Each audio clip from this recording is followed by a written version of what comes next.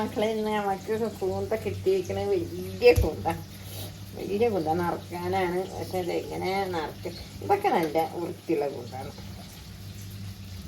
ഇത് നിറച്ചിട്ട് നമുക്ക് മുറിച്ച് തിന്നാം. വേണം നല്ല വലിയ കൂന്തകളെ. അപ്പൊ ഞാൻ നിറച്ചിട്ട് കാണിച്ചു കേട്ടാ. ഇവ എനിക്ക് കഴിഞ്ഞിട്ട് ഇനി കഴിയിട്ടില്ല കേട്ടാ.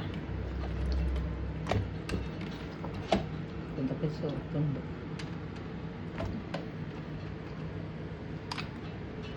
അപ്പം ഞാൻ നടക്കാം ചക്ക കുന്ത കഴുകി നല്ല റെഡി ആയിട്ടിരിക്കുന്നുണ്ട്.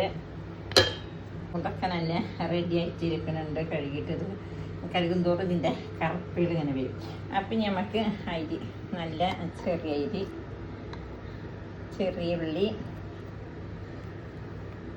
തേങ്ങ എത്രയും ആവശ്യമിട്ട് അത്രയും നല്ല രസം ഉണ്ടാവും കേട്ടോ. ഉലുവ,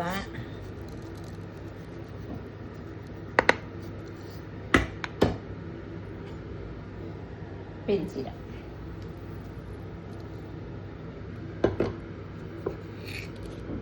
ഉപ്പ്,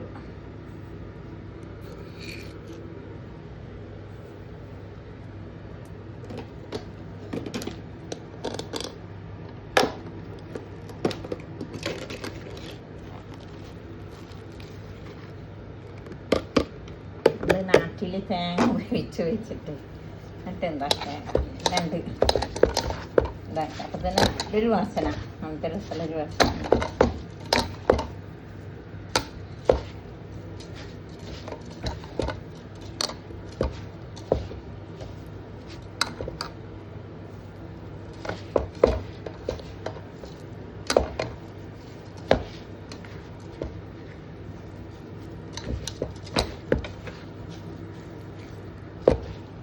നല്ല തിരുമ്പിണ്ട,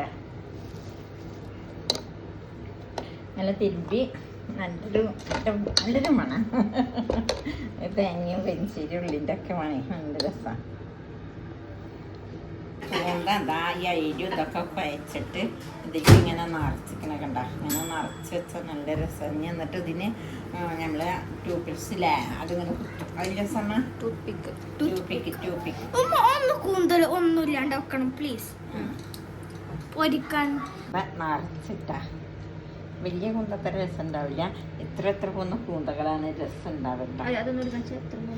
ഇത്ര പോകുന്ന കൂന്തകളാണ് രസം ഉണ്ടാവില്ല. വലിയ കൂന്ത അത്ര രസം ഉണ്ടാവില്ല. സമ കഴിക്കട്ടെ. അങ്ങനെ കൂന്ത നിറച്ച് കഴിഞ്ഞിട്ട് ഇങ്ങനെ ഇതുകൊണ്ടിട്ട് കുത്തും. നാട്ടിൽ നിന്ന് നമ്മളെങ്ങനെയാന്ന് വെച്ചാൽ പച്ചീർക്കിലുണ്ട് അങ്ങോട്ട് കുത്തി വെന്തേനെ ശേഷം കാണിച്ചിട്ടാ. ഇതിലും വെള്ളയും കൂടി ഒക്കെ വെച്ചിട്ടുണ്ട് കേട്ടോ. ഇതിൽ ചോറില്ല.